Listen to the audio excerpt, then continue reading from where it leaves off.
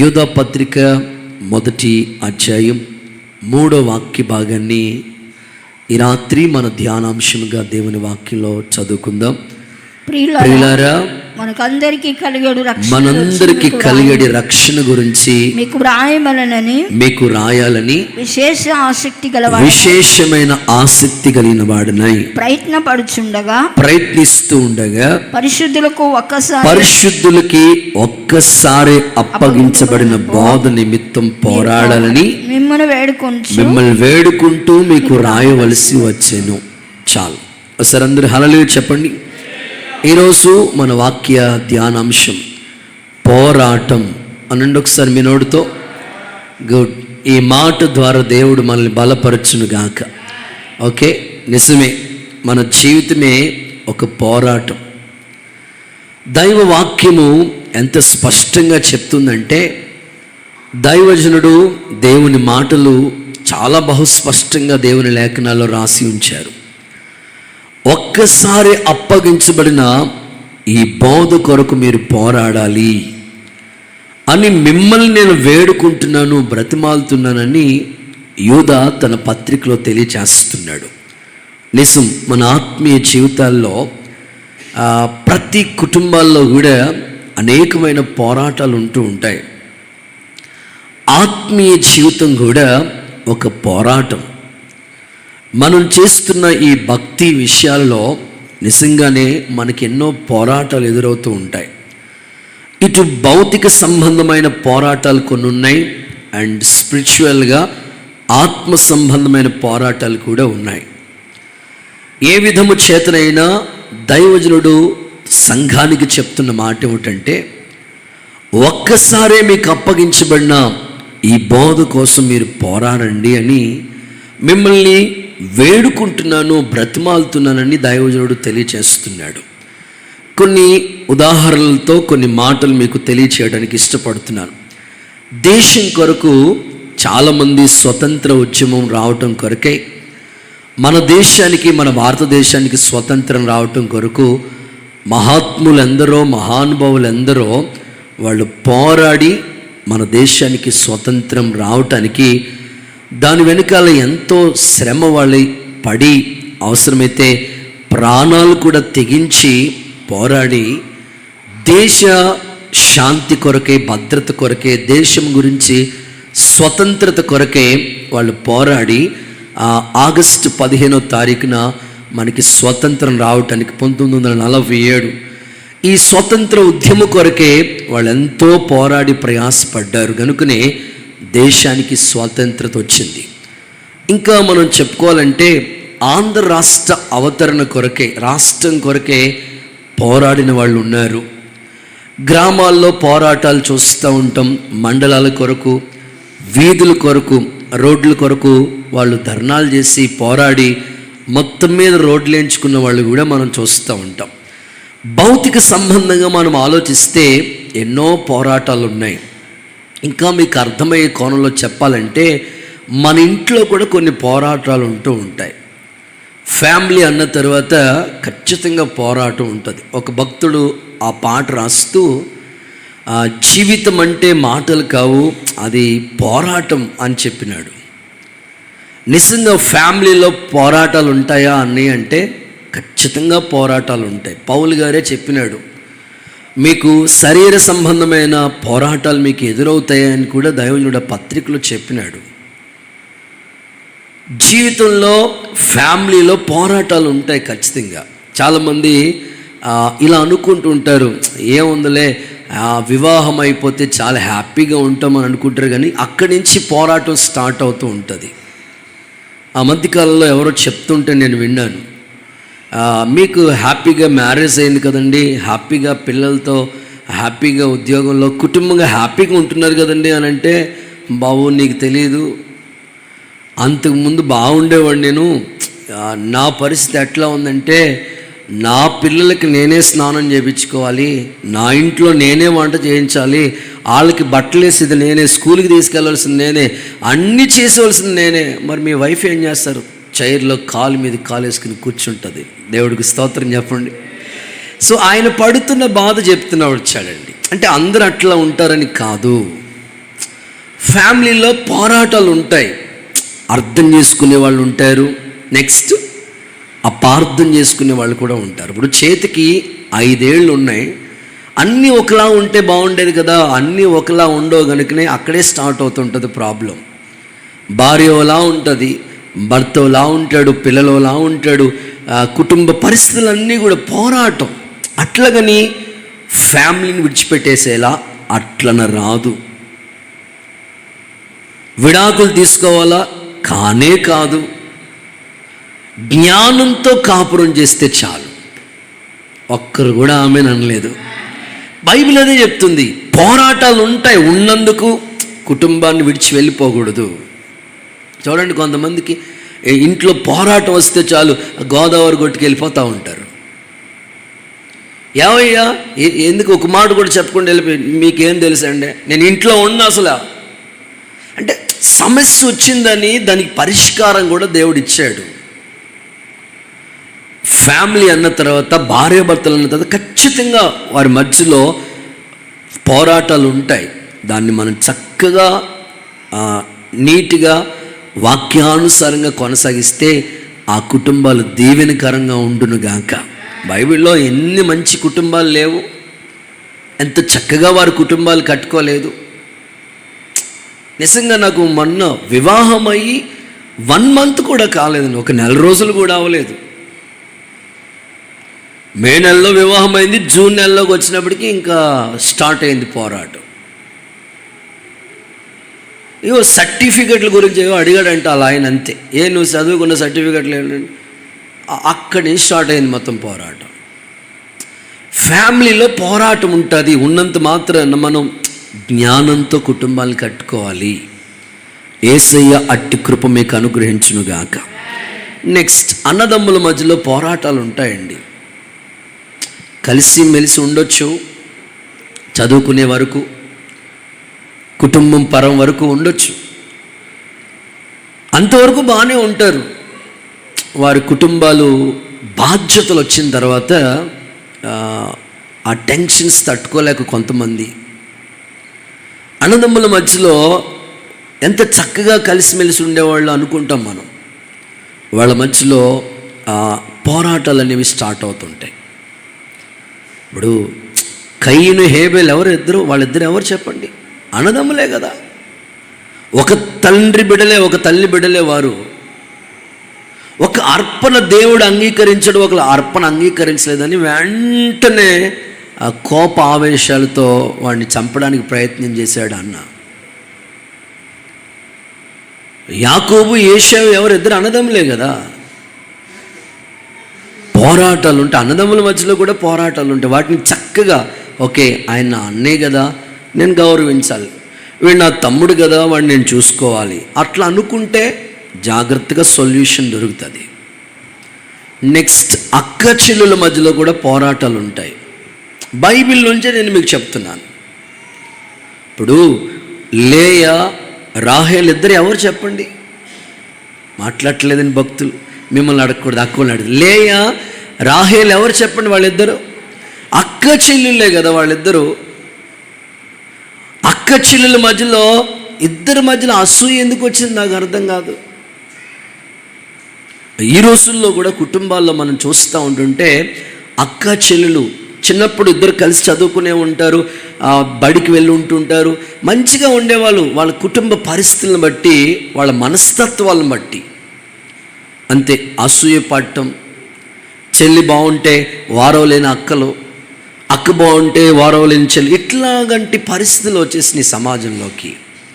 ఆ పోరాటాల్లో కూడా చక్కగా మెలకుగా ఉండి వీళ్ళిద్దరూ అయ్యో నా అక్కే కదా, నా చెల్లే కదా అనుకుంటే ముందుకు హ్యాపీగా ఆ యొక్క కుటుంబం చక్కగా నడిపించబడటానికి బాగుంటుంది. ఇక చెప్పుకోవాలంటే అత్త కోడల మధ్యలో ఎన్ని పోరాటాలు ఉంటాయో దేవుడికి స్తోత్రం చెప్పండి ఒకసారి. అసలు రష్యా ఉక్రెయిన్ యుద్ధం ఏం సరిపోద్ది అసలు మనకి?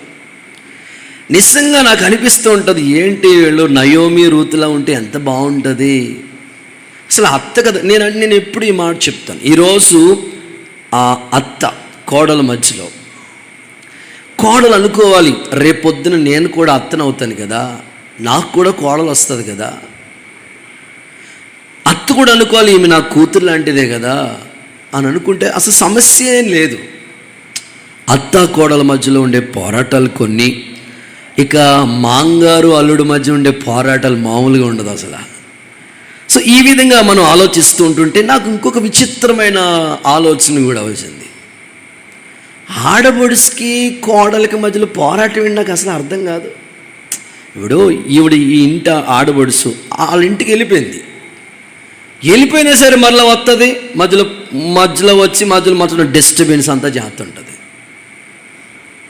అట్లా చేయకూడదు కదండి. ఈయన నా అన్నయ్య లేకపోతే ఈయన మా తమ్ముడు, ఈ ఫ్యామిలీలో నేనెందుకు మధ్యలో, అలా ఉండకూడదు కదా. చాలామంది ఆడవడుసుల ద్వారా కుటుంబాలన్నీ కూడా చాలా డిస్టర్బెన్స్ అయిపోతూ ఉంటాయి.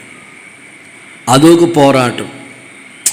ఈ విధంగా రకరకాల పోరాటాలు. ఇంకా మనిషి జీవితంలో మరణంతో పోరాడుతూ ఉంటాడండి మనిషి.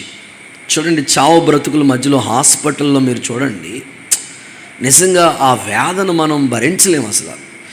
మరణంతో పోరాడుతూ ఉంటాడు. డాక్టర్స్ చెప్తూ ఉంటారు, ఈరోజు రేపు ఆ మరణపు అంచులో ఆయన పోరాడుతూ ఉంటాడు అన్నమాట. అంత ఈ కోణంలో ఆలోచిస్తే సేవలో కూడా పోరాటాలు ఉన్నాయి. చాలామంది ఏమనుకుంటారంటే సేవ అంటే తెల్లబట్లు, మంచి సౌండ్ సిస్టమ్, కీబోర్డు, పాటలు, అబ్బా 4 మాటలు 2 గీతలు అయిపోయింది అనుకుంటారు వాళ్ళు. సేవలు ఎన్ని పోరాటాలు ఉంటాయో తెలుసండి. అర్థం చేసుకునే వాళ్ళు ఉంటారు, అపార్థం చేసుకునే వాళ్ళు ఉంటారు, మెచ్చుకునే వాళ్ళు ఉంటారు, తిట్టుకునే వాళ్ళు ఉంటారు. సో అన్నీ భరించుకుంటూ వెళ్ళిపోతూ ఉండాలి సేవలో. పోరాటాలు ఈ విధంగా మనిషి జీవితంలో అనేకమైన పోరాటాలు. పౌలు పోరాటాన్ని గురించి, సేవను గురించి మాట్లాడుతూ మనము పందెపు రంగమందు పోరాడుతూ ఉన్నాము. ఇది ఒక రన్నింగ్ రేస్. ఈ పోరాడే వాళ్ళు ఖచ్చితంగా ఒక బహుమానం పొందుకోవాలనే కదా వారు పరిగెత్తేది అని మాట్లాడతాడు. చూడండి, పోరాటంలో కొన్ని రకాలు ఉన్నాయి. ఎలా పడితే అలా మనం పోరాడకూడదట. ఒక్క రిఫరెన్స్ మీకు మూల వాక్యానికి అనుబంధంగా, ఇది కూడా ఇంట్రడక్షనే, ఒక వాక్యాన్ని చదివిస్తా. తిమోతికి రాసిన 2వ పత్రిక 2వ అధ్యాయం 4-5 వాక్యాలు మనం చదివితే అక్కడ దైవజనుడైన పౌలు ఇలా మాట్లాడుతూ వస్తున్నాడు. గుడ్. సైనికుడు ఎవడను యుద్ధమునకు, ఇక్కడ 3 వ్యక్తుల గురించి మాట్లాడుతూ పోరాటాన్ని ప్రారంభిస్తూ ఉన్నాడు. అపోస్తలుడైన పౌలు తిమోతికి రాసిన 2వ పత్రిక 2వ అధ్యాయం 4-5 వాక్యాలు ఒకసారి చదువుతామా? సైనికుడు ఎవ్వరు కూడా యుద్ధమునకు పోవునప్పుడు, యుద్ధానికి వెళ్ళేటప్పుడు తనను దండులో చేర్చుకున్న వారిని సంతోషపెట్టాలని ఈ జీవన వ్యాపారంలో చిక్కుకోడు. మరియు జట్టి అయిన వాడు పోరాడేటప్పుడు నియమం ప్రకారంగా పోరాడకపోతే వాడికి కిరీటం ఉండదు, దొరకదు. ఇక్కడ నేను మీకు ABC అని 3 వ్యక్తుల్ని ఈ ఇంట్రడక్షన్లో గుర్తు చేయాలనుకుంటున్నాను. సైనికుడు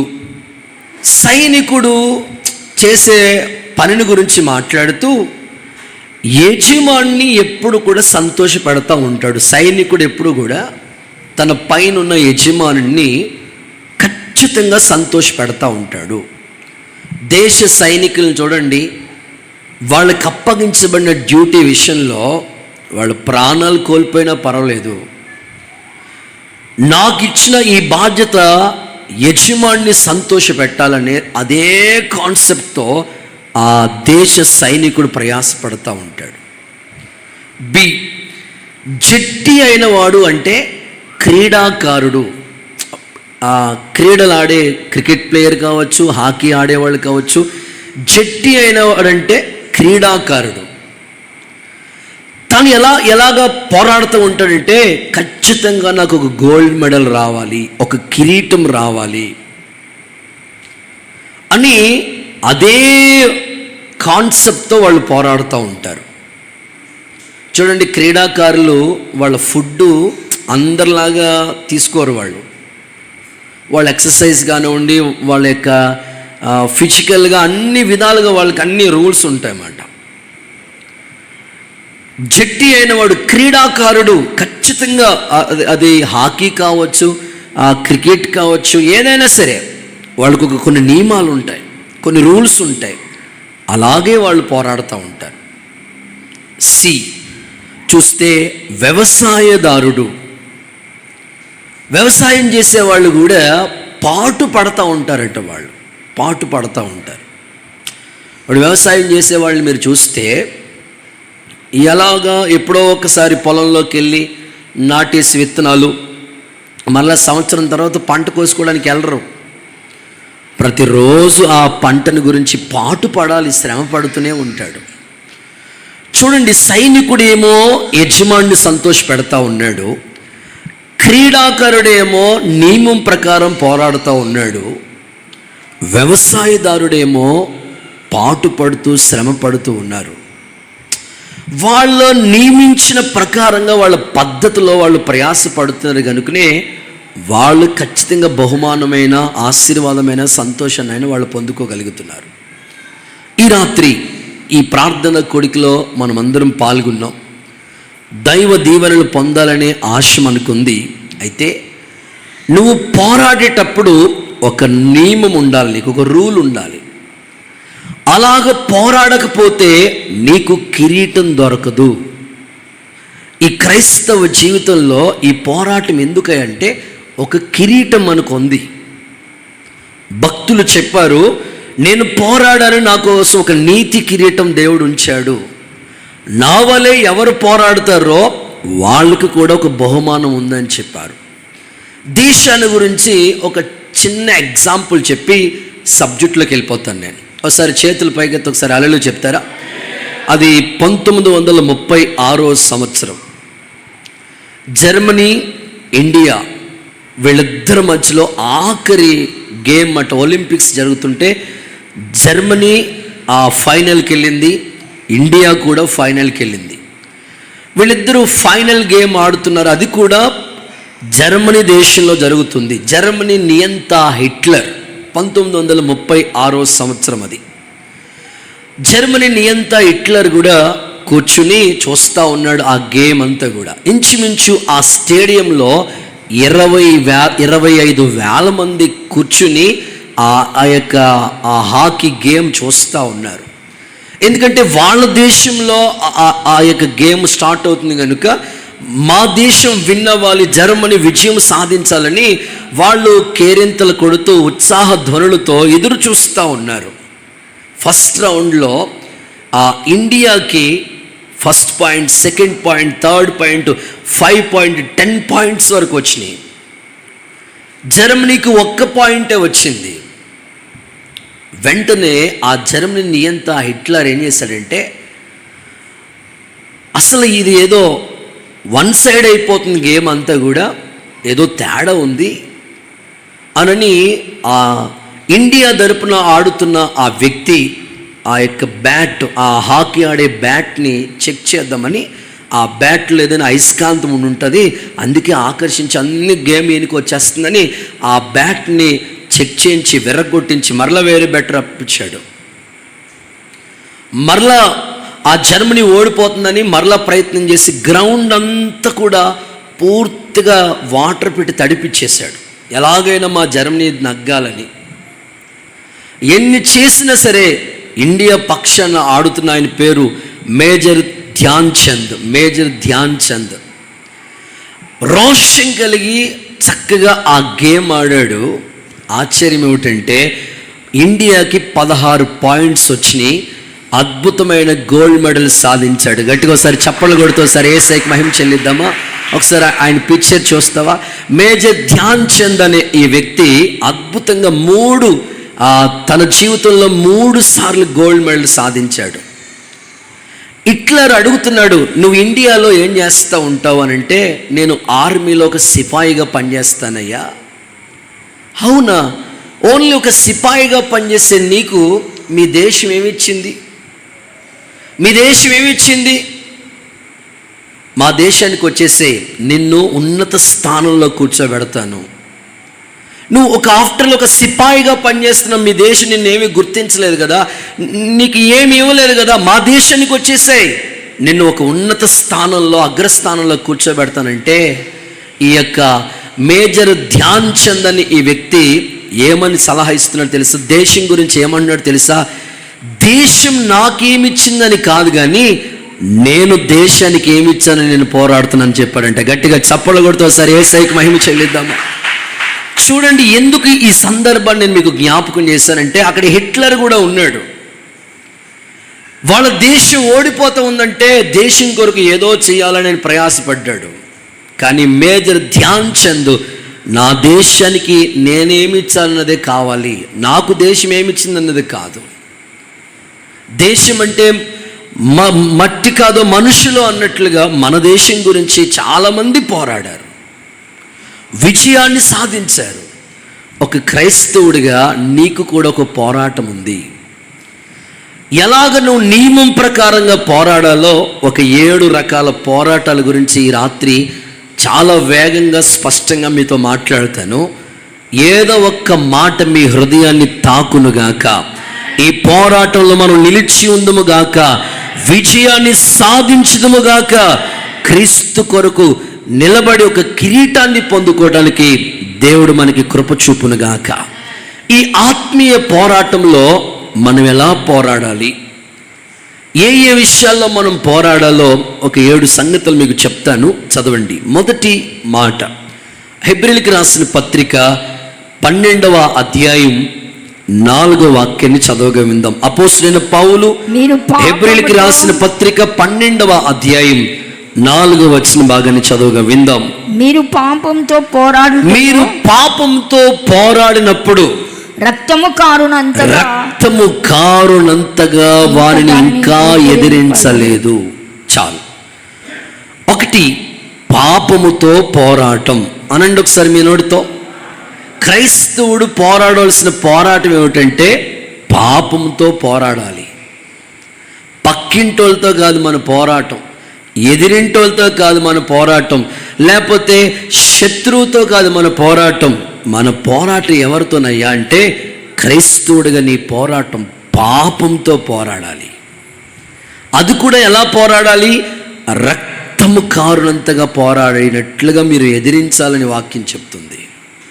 క్రైస్తవుడు రక్షించబడిన తర్వాత పాపం విషయంలో ఒక పోరాటం, ఇంకా చెప్పుకోవాలంటే సులువుగా చిక్కులు పెట్టే ప్రతి పాపము అన్నాడు. ఈజీగా సులువుగా చిక్కులు పెడతాడంటే సాతాను గాడు. ఆ పత్రిక ప్రారంభంలో ఏముందో తెలుసా? ఇంత గొప్ప సాక్షి సమూహం మనల్ని మేఘం వలె ఆవరించినందున సులువుగా చిక్కులు పెట్టే ప్రతి పాపం మీరు విడిచిపెట్టి, పాపము సులువుగా చిక్కులు పెడతా ఉంటుంది, ఈజీగా మెల్ట్ అయిపోతుంటారు కొంతమంది. అందుకే ఒక క్రైస్తవుడు ఎప్పుడు కూడా పోరాడాలి. ఆత్మీయ జీవితంలో ఈ పోరాటం మనకి చాలా ప్రాముఖ్యమైనది. ఇంకా ఆ అధ్యాయంలో చెప్తూ యేసయ్యని గుర్తు చేస్తున్నాడు పౌలు. ఏమంటాడు తెలుసా? ఆయన అవమానాన్ని నిర్లక్ష్యం పెట్టాడు,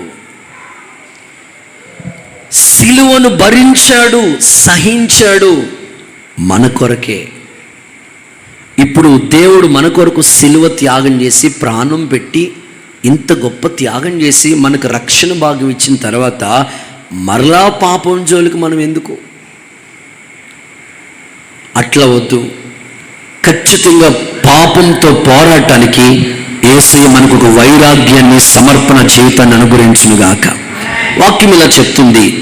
ఏమన్నా తెలుసా? అందరూ పాపము చేసి దేవుడు అనుగ్రహించే మహిమను పొందలేకపోతున్నారని ఒక మాట ఉంది. ఇంకొక మాట ఏముందంటే పాపం వల్ల వచ్చే జీతం మరణము అన్నారు. ఇంకొక మాట ఏముందంటే మీ పాపం మిమ్మల్ని పట్టుకుంటుంది అన్నాడు. పాపాన్ని గురించి చాలా మాటలు దేవుని లేఖనాల్లో రాసి పెట్టినారు. అందుకే పాపం విషయంలో మనం చాలా జాగ్రత్తగా మెలకుగా ఉండి ఆ విధమైన భక్తిని చేయటానికి మనం తీర్మానం చేసుకోవాలి. పౌలు, అంత గొప్ప సేవ చేసిన పౌలు గారు ఒక చక్కని మాట తన జీవితంలో పాపాన్ని గురించి సంఘానికి హెచ్చరిక చేస్తూ చెప్తున్నాడు. ఆ మాట ఏమన్నాడంటే, నా శరీరము మేలు చేయాలని నా మనసులో ఉంది, నా మనసులోకి ఆలోచన వచ్చింది, కానీ మేలు చేయాలనుకున్నాను కానీ కీడు వైపుకే నేను వెళ్ళిపోతున్నాను, కీడే చేస్తూ ఉన్నాను. ఎందుకు అలా జరుగుతుంది? నేను అనుకుంటుంది మేలు చేయాలని, కానీ నేను చేస్తుంది మాత్రం కీడు చేస్తున్నాను. ఎందుకు ఇలా అయిపోతుంది అని ఆలోచిస్తే ఆయన ఒక నిర్వచనం చెప్తూ, నా శరీరం పాపానికి అమ్మబడింది అన్నాడు. నా శరీరంలో ఒక పాప నియమం ఉండిపోయింది, అందువల్లనే మేలు చేయాలనుకున్నాను, కీడు చేస్తూ ఉన్నాను. మంచిగా ఉండాలనుకున్నాను, మంచిగా ఉండలేకపోతున్నాను. అలా చూడకూడదు అనుకున్నాను, అలా చూస్తున్నాను. ఇలా చేయకూడదు అనుకున్నాను, అలా చేస్తున్నాను. ఇలా మాట్లాడకూడదు అనుకున్నాను, అలాగే మాట్లాడుతున్నాను. ఎందుకు అలా జరుగుతుందంటే శరీరంలో ఒక పాప నియమం ఉండిపోయింది. మీరు కావాలంటే ఆ మాట చదవండి. రోమీలకు రాసిన పత్రిక 7వ అధ్యాయం 14వ వచనం అండ్ 19 నుంచి 21 వరకు మీరు నోట్ చేసుకోండి. కొన్ని మాటలు చదువుతారు. ధర్మశాస్త్రము ఆత్మ సంబంధమైనదని ఎరుగుదుము, అయితే నేను పాపమునకు అమ్మబడి శరీర సంబంధినై ఉన్నాను. 19:21 కూడా. నేను చేయగోరు మేలు చేయక, నేను చెయ్యాలనుకుంటున్న మేలు చేయలేకపోతున్నాను, చేయగోరని కీడు చేయ అనుకోకుండానే కీడు చేస్తా ఉన్నాను. నేను కోరని దానిని చేసిన ఎడల ఎందుకు అలా చేస్తున్నానో తెలుసా? దానిని చేయనది నా యందు పాపమే, ఇంకా నేను కాదు, నాలో పాప నియమం ఉన్నది. అందుకే అంత పౌలు మహా గొప్ప దైవజనుడు చెప్పిన మాట ఏంటంటే, పాపంతో మీరు పోరాడండి అన్నాడు. ఇప్పుడు మనం మంచి వాళ్ళమే, కానీ శరీరం ఆత్మ రెండిటికి ఎప్పుడు పోరాటం, ఫైటింగ్ జరుగుతూ ఉంటుంది. ఆత్మదేవుడేమో వద్దు అంటే, శరీరమేమో చెయ్యి అంటది. మాట్లాడు, తిట్టు, నిన్ను మాట అన్నారు కదా నువ్వు కూడాను, వాళ్ళ కొట్టదు కదా నువ్వు కూడా చేసుకో, ఇట్లాగా శరీరం అనిపిస్తూ ఉంటుంది. అందుకనే నేను మేలు చేయాలనుకున్నాను, చేయలేకపోతున్నాను. నా శరీరము ఇదిగో ఇటువైపుకి వెళ్ళిపోతుంది, మీరు పోరాడండి. అందుకనే ఆ దైవజనుడు లాస్ట్కి వచ్చినవాడికి ఏమంటున్నాడంటే, నేను శరీరానికి సిలువ వేసుకున్నాను, జీవించువాడిని నేను కాదిక క్రీస్తే నా యందు జీవిస్తున్నాడు అన్నాడు. దేవునికి స్తోత్రం కలుగును గాక. హుషారుగా చెప్దామా? ఆజ్ఞ అతిక్రమమే పాపం. ఆ విషయంలో మనం జాగ్రత్త పడితే ఖచ్చితంగా పాపాన్ని మనం జయించగలుగుతాం. యేసయ్య జయించాడు, అలాంటి జయ జీవితం మనకి ఇస్తాడు. పౌలు కూడా ఇలా అంటాడు, నేను అనేకులకి ప్రకటించిన తర్వాత ఒకవేళ భ్రష్టుని అయిపోతానేమని నా శరీరాన్ని నేను నలగొట్టుకున్నాను. ఈ ఉపవాసాలు ఎందుకో తెలుసా? శరీరాన్ని మన స్వాధీనంలో ఉంచుకోవడానికి. దైవజనుడు ఇలా చెప్తున్నాడు, నేను ఒకవేళ అందరికీ చెప్పిన తర్వాత నేను భ్రష్టుని అయిపోతానేమో, ముందు నేను నలగొట్టుకుంటున్నాను, నాకు ఒక గోల్ ఉంది అని తన ఆత్మీయ జీవితాన్ని చక్కగా కట్టుకుంటూ వచ్చాడు. అందుకే లాస్ట్కి వచ్చినప్పటికీ ఓ మాట సవాల్గా చెప్పగలిగాడు ఆయన. ఏమంటాడు తెలుసా? నేను క్రీస్తుని పోలి నడుచుకున్నాను, మీరు నన్ను పోలి. అంటే ఆయనలో క్రీస్తు కనబడతా ఉన్నాడు. ఆయన బిహేవియర్ కావచ్చు, ఆయన పద్ధతి కావచ్చు, ఆయన నీతి నియమాలు కావచ్చు, అన్ని విషయాల్లో క్రీస్తు పోలికలోకి మార్చబడిపోయాడు. మీరు కూడా క్రీస్తు స్వారూప్యంలోకి రావాలని ప్రసవ వేదనలు పడుతున్నాను అన్నాడు దైవజనుడు. మన ఆత్మీయ జీవితాలు శరీర సంబంధమైన ఆశలను జయించడానికి పాపంతో పోరాడే కృప యేసయ్య మనకు అనుగ్రహించునుగాక. ఇందులో 2 వ్యక్తుల్ని మీ ముందు ఏర్పాటు చేస్తాను. ఒకరు ప్లస్, ఒకరు మైనస్గా చెప్తాను. ఒకరి జీవితం పాపంతో పోరాడే విషయంలో చాలా ప్లస్గా, పాజిటివ్గా ఉంది తన జీవితం అంతా కూడా. అవకాశాలు ఎదుక్కుంటా వచ్చినా సరే పాపంతో పోరాడాడు ఆయన. ఎవరతడు అంటే యోసేపే. యోసేపు జీవితంలో పాపంతో నిజంగా పోరాడాడు. ఎందుకంటే ఆ ఇంటి యజమానురాలు పోతీఫర్ భార్య తనని ప్రేరేపించి పదే పదే మాట్లాడుతూ ఉండేదంట. అది ఒక్కసారి జరిగిన సందర్భం కాదు, పదే పదే మాట్లాడుతూ ఉండేదంట. పాపము ఒక్కసారి అయిపోయేది కాదండి, పదే పదే. నువ్వు ఈ విషయంలో దొరకకపోతే ఇంకొక విషయంలో, ఈ విషయంలో అనేక విధాలుగా సైతాన్గా నేను ప్రయత్నం చేస్తూ ఉంటాడు. ఆ విధంగా అనేక సార్లు మాట్లాడిందంట ఆమె. అవకాశం వచ్చింది, ప్రేరేపించింది, వెంటనే తన చేతిలోనే ఆ వస్త్రాన్ని విడిచిపెట్టి పాపం విడిచి పారిపోయాడు కనుకనే ఆ దేశానికి ఉన్నత స్థానంలో కూర్చోబెట్టాడు దేవుడు. దేవునికి స్తోత్రం కలుగునుగాక. అయితే యోసేపు జీవితాన్ని గురించి ఆ మాట చదవండి ఒకసారి. ఆదికాండం 39:9 నుంచి కొన్ని మాటలు ఆయన అంటున్న మాట ఒకటిసారి చూడండి ఒకసారి. ఆదికాండం 39:9 చూస్తే, నీవు అతని భార్యవైనందున నిన్ను తప్ప మరి దేనిని నాకు ఎవరు కూడా నా యజమాను నాకు అప్పగించలేదు. కంటిన్యూస్ అప్పగింపకు ఉండలేదు. ఓకే, కాబట్టి నేను అక్కడ ఇలా చెప్తున్నాడు చూడండి, నేను ఎట్లా దుష్కార్యం చేసి దేవునికి విరోధంగా పాపం చేస్తాను, దేవునికి విరోధంగా పాపం చేస్తాను, దేవునికి విరోధంగా నేను పాపం చేస్తాను. నేను అంటాను, ఆ టైంలో దేవుడు ఎట్లా గుర్తొచ్చాడు? అదే దైవ భయం ఉన్న వాళ్ళకి దేవుడు ఖచ్చితంగా గుర్తొస్తాడు. దేవునికి విరోధంగా నేను పాపం చేసి దుష్కార్యం ఎలా చేయగలుగుతాను? అలా నిలబడ్డాడు, విడిచిపెట్టాడు పాపాన్ని, దేవుడు కొరకు నిలబడ్డాడు. దేవుడు తన స్థితిని ఆశీర్వాదకరంగా మార్చాడు. సేమ్ ఇలాంటి సిచ్యువేషన్ ఇంకొకటి కూడా మనం బైబిల్లో చూస్తాం. అది దావీదు జీవితంలో. ఒకరోజు యుద్ధానికి వెళ్ళాలి, వసంతకాలం అది. కానీ యుద్ధానికి వెళ్ళవలసిన దావీదు మిద్దె మీద ఉన్నాడు. చూడకూడని దృశ్యాన్ని చూశాడు, చేయకూడని పాపాన్ని చేశాడు. వాస్తవంగా మనం ఆలోచిస్తే దావీదు ఇలా అనుకోవాలి, నాకు భార్య ఉంది కదా, నాకు కుటుంబం ఉంది కదా, పిల్లలు ఉన్నారు కదా, ఎందుకు నేను మరలా ఇలాంటి పాపపు సంబంధమైన క్రియల వైపుకు నేను వెళ్ళాలి? అలా ఆలోచించలేదు. కన్ను ఆశించినట్లు, మనసు కోరినట్లు, శరీరం ప్రవర్తించినట్లుగా పాపమని ఊబిలోకి వెళ్ళటం వలన దావీదుకి ఎంత నష్టం వచ్చిందో తెలుసండి. దావీదు చేసిన ఆ అతిక్రమం అనే పాపం ఎంత దారుణంగా ప్రవర్తించాడో తెలుసండి. తన దగ్గర పనిచేస్తున్న తన భార్య, ఉరియా యొక్క భార్య బెత్షెబా పిలిపించి పాపం చేసి అక్కడితో సరిపెట్టుకోకుండా తన భర్త ఆయన పిలువబడుతున్న ఉరియాని చంపించేశాడండి. పాపం ఊరకనే పోదన్నట్లుగా అతడు చేసిన క్రియను బట్టి దావీదు ఎంత బాధపడే పరిస్థితి వచ్చిందో తెలుసండి.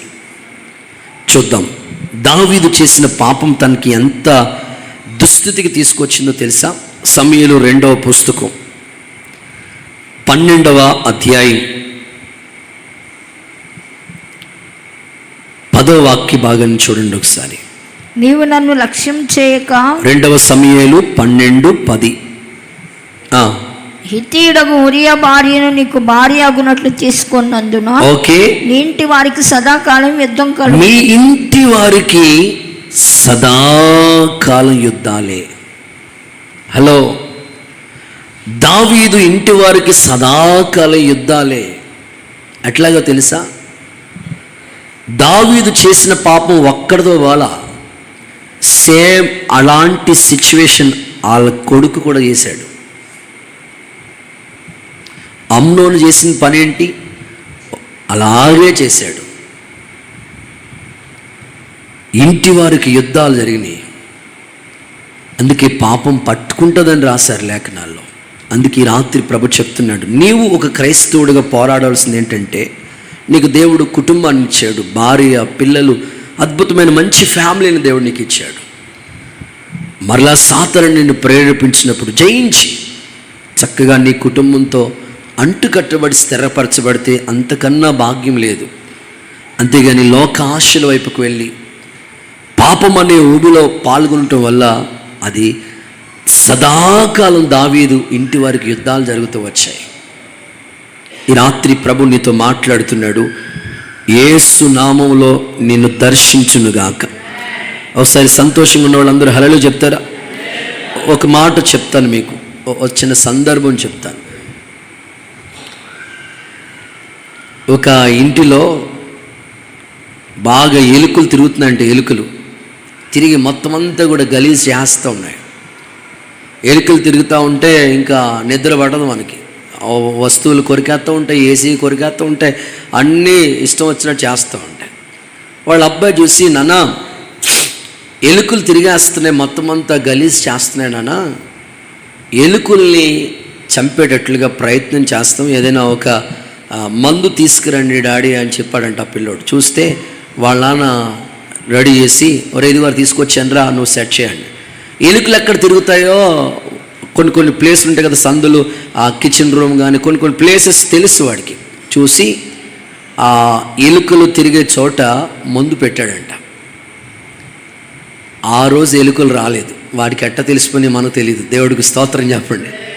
రాలేదంట ఆ రోజు, ఎలుకలు రాలేదంట. తిరిగి పొద్దున్నకి పట్టుకుందామని ట్రై చేశాడు, ఆ రోజు ఎలుకలు రాలేదు.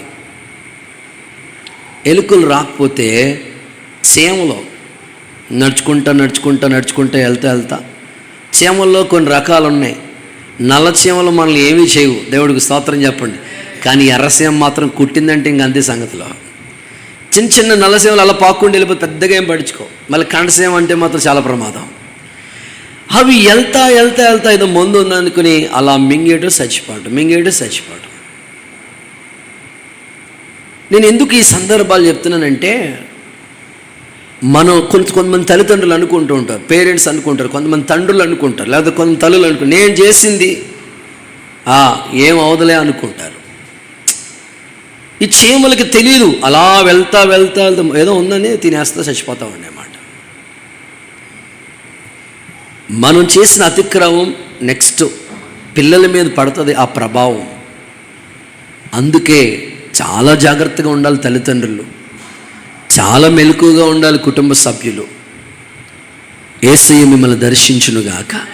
యేసయ్య నిజంగా ఈ మాట చెప్తున్నాను, నీ కొరకు ఆయన పడ్డ శ్రమ గుర్తొస్తే మరలా నువ్వు పాపం జోలికి వెళ్ళలేవు.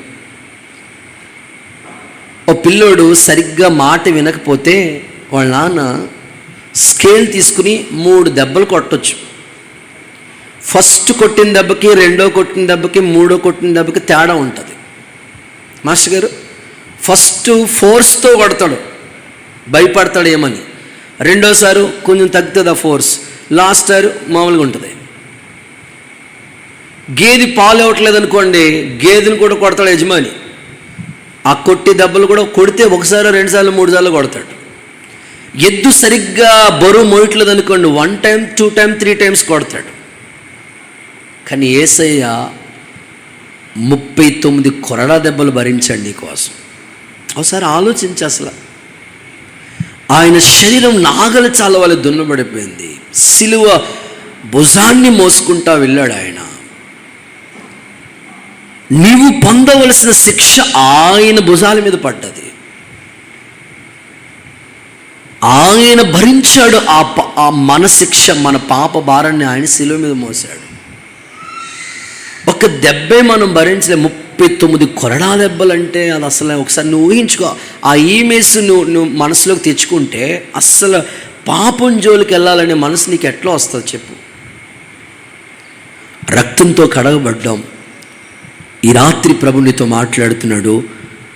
యేసు నామంలో పాపంతో పోరాడినప్పుడు నిజంగా నియమం ప్రకారంగా పోరాడే కృప దేవుడు మనకి దయచేయునుగాక. దావీదు పోరాడలేకపోయాడు, యోసేపు పోరాడాడు. ఓకే, సో ఇంకా ముందుకు వెళ్ళిపోతాను, చాలా విషయాలు ఉన్నాయి. ఇందులోనే ఒక రిఫరెన్స్ ఇస్తాను. ఇందులోనే పాపానికి సంబంధించిన పోరాటంలోనే వెరీ ఇంపార్టెంట్ ఈ రిఫరెన్స్ ఒకసారి చదువుదాం. లూకాసు వార్త 13వ అధ్యాయం 24వ వాక్యాన్ని ఒకసారి చూద్దాం. దీనికి సంబంధించిన దానికి సంబంధించిన 13:24 లూకా. ఆయన వారిని చూచి ఇరుకు ద్వారం గుండా ప్రవేశింప పోరాడండి. అనేకులు ప్రవేశింపాలని చూస్తారు కానీ వారి వాళ్ళ కాదు. ఇక్కడ నేను ఒక సందర్భం చెప్తాను. క్రైస్తవ్యం అనేది ఇరుకు ద్వారం. అర్థమవుతుందా? నువ్వు పాపంతో పోరాటం అంటే లోకస్తులు ఉన్న మార్గం ఏంటో తెలుసా? విశాలమైన మార్గం. అది నువ్వు ఎంపిక చేసుకున్నది ఏంటో తెలుసా? ఇరుకైన మార్గం. వాళ్ళు ఎంపిక చేసుకున్నది ఏంటో తెలుసా? బైపాస్ రోడ్డు, హైవే రోడ్డు, ఎట్లాగైనా పోవచ్చు. నువ్వు ఎంపిక చేసుకున్నది ఏంటో తెలుసా? ముస్లిం వీధి. దేవుడికి స్తోత్రం చెప్పండి. అది ఇరుకు రోడ్డు. చిన్నపిల్లలు వస్తారు, షాపింగ్ చేసేవాళ్ళు వస్తారు, ఎలా పడతారు వెళ్ళిపోకూడదు, చాలా జాగ్రత్తగా వెళ్ళాలి. ఇరుకైన రోడ్డు. వాళ్ళు ఎంపిక చేసుకున్నది విశాలమైన మార్గం. ఇరుకు రోడ్డు ఎక్కడ తీసుకెళ్తా తెలుసా? నిత్య జీవానికి తీసుకెళ్తుంది. విశాలమైన మార్గం ఎక్కడ తీసుకెళ్తా తెలుసా? నాశనానికి తీసుకెళ్తుందని మత్తయి సువార్తలో 7వ అధ్యాయం 13-14 వచనాలు యేసయ్య చెప్పాడు. మత్తయి 7:13-14 వచనాలు యేసయ్య చెప్పేశాడు అక్కడ. అంటే ఇరుకైన మార్గం అంటే ఏంటో తెలుసా? నువ్వు సినిమాలు చూడకూడదు. లోకస్తులు మీరు మాట్లాడరు. ఇప్పుడు జల్సా వాళ్ళ ఇష్టం. నువ్వు బ్రాందీ తాగకూడదు, వాళ్ళ ఇష్టం. నువ్వు చెడ్డ వ్యసనాల్లో ఉండకూడదు, వాళ్ళ ఇష్టం. ప్యాకెట్ ఆడతారు, ఏదైనా వాళ్ళ ఇష్టం. అది విశాలమైన మార్గం. వాడికి కంట్రోల్ ఏమీ లేదు, రూల్స్ ఏమీ లేదు, ఎట్లా పడతాడు పోతాడు. చివరికి వాడు వెళ్ళేది ఏంటంటే నాశనానికి పోతున్నాడు. నువ్వు ఎంపిక చేసుకున్న మార్గం ఇరుగ్గా ఉండొచ్చు కానీ, కొంచెం కష్టం అవ్వచ్చు కానీ, ప్రభువు కోసం నిలబడితే నిత్య జీవాన్ని మనం స్వతంత్రించుకుంటాం. చప్పలు కొడుతూ సరే యేసయ్యకి మహిమ చెల్లిస్తారా? అందుకోసం పాపం విషయంలో రాజీ పడొద్దు. దేవుని కోసం నిలబడండి, ప్రభు మిమ్మల్ని దర్శించునుగాక. గుడ్. రెండో విషయంలోకి వెళ్ళిపోతుంది. సెకండ్ వన్, ఏ విషయాల్లో మనం పోరాడాలి అంటే, 1 పాపంతో పోరాటం. 2 కొలస్సీలకు రాసిన పత్రిక 4వ అధ్యాయం 12వ వాక్యం. కొలస్సీ చాప్టర్ 4 verse 12, 4:12. మీలో ఒకడు క్రీస్తు యేసు దాసుడైన ఎపఫ్రా మీకు వందనాలు చెప్తున్నాడు. మీరు సంపూర్ణులు, ప్రతి విషయంలో దేవుని గుర్చిన సంపూర్ణ ఆత్మ నిశ్చయత గలవారే ఉండాలని, నిలకడగా ఉండాలని ఇతడు ఎల్లప్పుడూ మీకోసం ప్రార్థనలో పోరాడుచు ఉన్నాడు. ఒకసారి అందరూ హల్లెలూయా చెప్తారు గట్టిగా. సో రెండవది ప్రార్థనలో పోరాటం. 1 పాపంతో పోరాటం, 2 పాపంతో పోరాటం అయింది, 2 ప్రార్థనలో పోరాడాలి నీవు. ఒక క్రైస్తవుడు పోరాటం ఇది. సో మన ఆత్మీయ జీవితంలో ప్రార్థన నిజంగా పోరాటమే. ప్రార్థన అంటే అది అందరూ చేసేది కాదన్నట్టుగా అనిపిస్తుంది. మోకాళ్ళు ఏంటంటే ప్రార్థనకి అంత ఇంట్రెస్ట్ చూపించరు చాలామంది. కానీ బైబిల్ చెప్తుంది ఏంటంటే, కొలస్సీ పత్రికలో పౌలు చెప్తున్నాడు, మీలో ఒకడు, కొలస్సీ సంఘం గురించి రాస్తూ మీలో ఒకడు ఉన్నాడు, ఆయన పేరు ఎపఫ్రా. ఈ ఎపఫ్రా చేస్తున్న ప్రార్థన ఎలా ఉందో తెలుసా? 3 విధాలుగా ఆయన ప్రార్థన చేస్తున్నాడు. మీరు సంపూర్ణులు కావాలి. ఒక సేవకుడిగా నా ప్రార్థన కూడా అదే. క్రైస్తవుడు ఎప్పుడు సగం భక్తి చేయకూడదు. ప్రతి మనుష్యుడు సంపూర్ణుడు కావాలి, దేవుని ఎదుట నిలబడాలి. రెండవదిగా ఆయన చేసే ప్రార్థన చూస్తే, దేవుని చిత్తం మీరు నెరవేర్చాలి.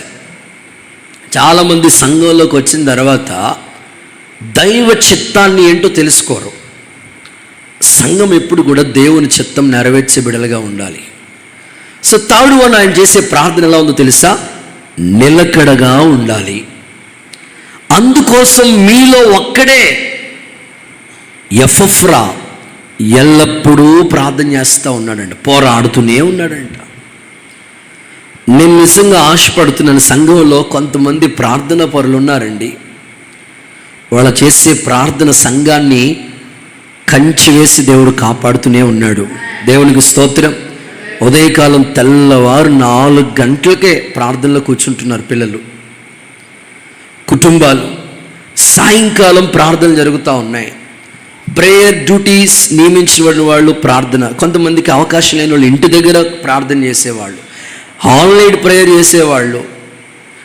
మీలో ఒక్కడు చేసే ప్రార్థన సంఘాన్ని ఎంత అద్భుతంగా కాపాడుతుంటే, ఇంతమందిగా సంఘం కొరకు ప్రార్థన చేస్తే సంఘం ఖచ్చితంగా సంపూర్ణతలోకి వచ్చునుగాక, సంఘము దైవ చిత్తము నెరవేర్చునుగాక, సంఘము నిలకడగా ఉండాలని కోరుకుంటున్నాడు దేవుడు. ఆత్మీయ స్థితిలో చాలామందిలో ఒక నిలకడ అనేది ఉండట్లేదు. ఆశించి కోరుకుంటున్నాను, తప్పకుండా ఇలాంటి ప్రార్థనలో పోరాటం ఒక క్రైస్తవ జీవితంలో నీకు దేవుడు దయచేయునుగాక. ప్రార్థన పెదవులతో కాదు, అంతరంగంలోంచి, గుండె లోతుల్లోంచి పోరాడాలి.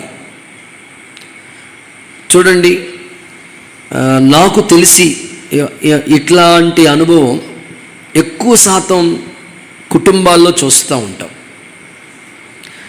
ఏదైనా అనుకున్నారనుకోండి, వాళ్ళు నిద్రపోరు, అసలు సాధించాలి. ఇప్పుడు ప్రజెంట్ డిఎస్సి కొరకు చాలామంది ప్రిపేర్ అవుతున్నట్టున్నారు, దేవుడికి స్తోత్రం చెప్పండి.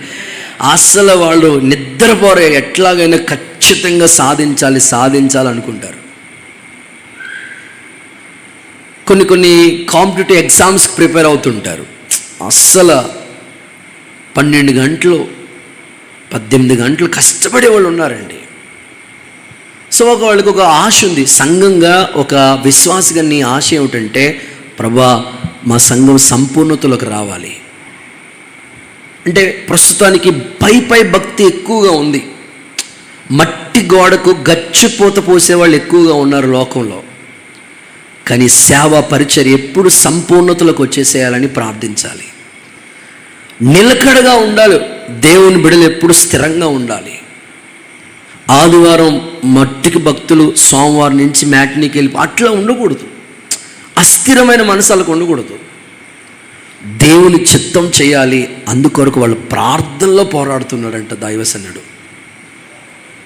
ఇట్లాగ ప్రార్థనలో పోరాడిన మరొక వ్యక్తి కూడా మనకు కనిపిస్తాడు. చూద్దాం, హోషేయ గ్రంథం 12వ అధ్యాయం 3వ వచనాన్ని చూద్దాం ఒకసారి. అక్కడ ఒక వ్యక్తి మనకు కనిపిస్తున్నాడు, అతని పేరు యాకోబు. తన సహోదరుని మడిమను పట్టుకొని యాకోబు పోరాడుతున్న పోరాటం చూడండి ఒకసారి. మగసిరి గలవాడై దేవునితో పోరాడెను. అతడు దూతతో పోరాడి జయము పొందెను. దేవుడు కూడా అదే చెప్తాడు, నువ్వు మనుషులతో దేవునితో పోరాడి గెలిచావు. నువ్వు పోరాడి గెలిచావు కనుక ఇక మీదట యాకోబు కాదు, ఇశ్రాయేలే అన్నాడు దేవుడు. తన జీవితంలో ఎప్పుడు అలా పోరాడలేదు యాకోబు. తన పోరాటం అంతా ఆస్తి గురించే, తన పోరాటం అంతా లోక సంబంధంగానే ఉండేది. ఎప్పుడైతే తన జీవితంలో సంభవం మరణపు అంచులోకి ఆయన వెళ్ళిపోయాడు, ఆ రాత్రి ఒక్కడే మిగిలిపోయి ప్రార్థనలో పోరాడి అతనికి వచ్చే కీడు నుంచి తప్పించబడుతూ వచ్చాడు. ప్రార్థన నిజంగా మనకు వచ్చే కీడు తప్పిస్తుందండి, అపాయాన్ని తప్పిస్తుందండి, ఉగ్రత నుంచి తప్పిస్తుందండి. జరగబోయే వీటన్నిటి తప్పించుకోవటానికి ప్రార్థన చేయమన్నట్లు, శోధనలో ప్రవేశించకుండా మెలకుగా ఉండి ప్రార్థన చేయమన్నట్లు, ప్రార్థనలో మనం పోరాడగలిగితే ఖచ్చితంగా దేవుడు మనకి అంతిమ విజయాన్ని ప్రసాదించునుగాక. ఏ ఇంట్లో ప్రార్థన ఉంటుందో ఆ ఇంటి చుట్టూ దేవుడు కంచి వేసి వారి కుటుంబాన్ని కాపాడునుగాక. ఒక కానిస్టేబుల్ గారు, ఒక పోలీస్ డిపార్ట్మెంట్లో పనిచేసే ఒక కానిస్టేబుల్, మన లాస్ట్ ఇయర్ కూడా పోలీస్ డిపార్ట్మెంట్ వాళ్ళందరూ ఒక మీటింగ్ పెట్టుకోవడానికి హాల్ అడిగితే మనం అందరం ఇచ్చాం. అసలు నాకు అదే ఫస్ట్ టైం అన్నమాట పోలీస్ డిపార్ట్మెంట్ వాళ్ళు ప్రార్థన పెట్టుకోవటం. అసలు ఎంత పోలీస్ ఆడవాళ్ళు కూడా పోలీసు వాళ్ళు వచ్చారన్నమాట. అసలు పాటలు పాడేస్తున్నారు, ఆరాధన చేస్తున్నారు. ఒక ఆవిడ కంజర అద్భుతంగా కొడుతుంది, అసలు లాఠీ ఇచ్చి కొట్టడం అలవాటేం బాగానే చాలా అద్భుతంగా కొడతా ఉంది. చాలా చక్కని భక్తి చేస్తూ ఉన్నారు వాళ్ళు. అసలు నాకు ఆశ్చర్యపోయాను నేను. అసలు ఆయన ఇందులో ఒక డిపార్ట్మెంట్ నిలబడి ఆయన వాక్యం చెప్తుంటుంటే అసలు పాస్టర్ గారు చెప్పినట్టు ఉంది అసలు. సో సో అట్లాగే చాలా పోలీస్ డిపార్ట్మెంట్లు చాలా చక్కగా అన్ని డిపార్ట్మెంట్లో ప్రార్థనలు జరుగుతూ ఉన్నాయి. హెల్త్ డిపార్ట్మెంటు, టీచర్స్ అందరూ ఒక గ్రూప్, స్టూడెంట్స్ అందరూ ఒక గ్రూప్, ఇట్లాగా చాలా మంది చేసే ప్రార్థనలు కాపాడుతూ ఉన్నాయి సంఘాలని, దేశాన్ని. అయితే ఈ కానిస్టేబుల్ రెగ్యులర్గా ప్రార్థన చేసుకునేవాడు. అంటే ఒక డిపార్ట్మెంట్లో ఉద్యోగం చేసుకుంటూ సమయం దొరికినప్పుడల్లా ప్రార్థన చేసుకుంటూ ఉండేవాడంట. మొన్న నాకు కూడా ఒక పిఠాపురంలో ఒక ఆయన పోలీస్ డిపార్ట్మెంట్లో పనిచేస్తారు. ఆయన పేరు శ్యామ్. అనాథవరంలో ఒక బర్త్డే మీటింగ్ ఉంటే అమలాపురంలో డ్యూటీకి వచ్చి అలా వచ్చాడు ఆయన. నిజంగా ఆయన ఆల్రెడీ 2 సంఘాలు నడిపిస్తారంట. ఉన్నారండి డిపార్ట్మెంట్లో డ్యూటీ చేసుకుంటూ దేవుని పనిలో బాధ్యత కలిగిన వాళ్ళు ఉన్నారు. సో ఈయన కానిస్టేబుల్గా జాబ్ చేసుకుంటా ఉద్యోగ పరిచర్యలో ఉంటూ ఎక్కువగా ప్రార్థనలు గడుపుతూ ఉండేవాడంట. సేవకుడు ఏ బాధ్యత ఇచ్చినా సంఘంలో, అయ్యా మీ వీధోళ్ళ కొరకు లిస్ట్ రాసుకుని మీరు ప్రార్థన చేయాలంటే అలా చేసేవాడంట. బ్రాంచ్ సంఘానికి వెళ్ళి నువ్వు పాటలు నడిపించమంటే నడిపించు, అంత ఆసక్తిగా ఉండేవాడంట ఆయన. అయితే తన ఉద్యోగ బాధ్యతలు నెరవేర్తించుకుంటూ చక్కని మంచి ప్రార్థన పరుడిగా ఉన్నాడు ఈ కానిస్టేబుల్ సార్. ఒకసారి ఆ డిపార్ట్మెంట్లో దొంగోడిని పట్టుకోవాల్సి వచ్చింది. దొంగోడిని పట్టుకున్నారు. పట్టుకుని తీసుకుని వెళ్తూ ఉన్నారన్నమాట. తీసుకుని వెళ్ళే దారిలో ఈ దొంగోడు ఏం చేశాడంటే, నాకు కడుపులో నొప్పి వచ్చేస్తుందండి బాబు, అసలు తట్టుకోలేకపోతున్నానండి, ఒక్క 2 నిమిషాలు నాకు అసలు బాగాలేదండి, నొప్పి వచ్చేస్తుందండి అంటే, సరే పాపం 2 నిమిషాలు అన్నాడని జస్ట్ వాడిని అలా విడిచిపెట్టారంట. అంతే. ఆ 2 నిమిషాలు 2 గంటలైనా దొరకలేదంట. వాడు 2 రోజులైనా దొరకలేదంట. వెతుకుతున్నారు, దొరకలేదు. చివరికి ఆ డిపార్ట్మెంట్లో ఇదిగో నువ్వు పద్దాక ప్రార్థన అంటూ ఆ దొంగోడిని కూడా పట్టుకుని ప్రార్థన అని ఉంటావు, అందుకే వెళ్ళిపోయి ఉంటాడు.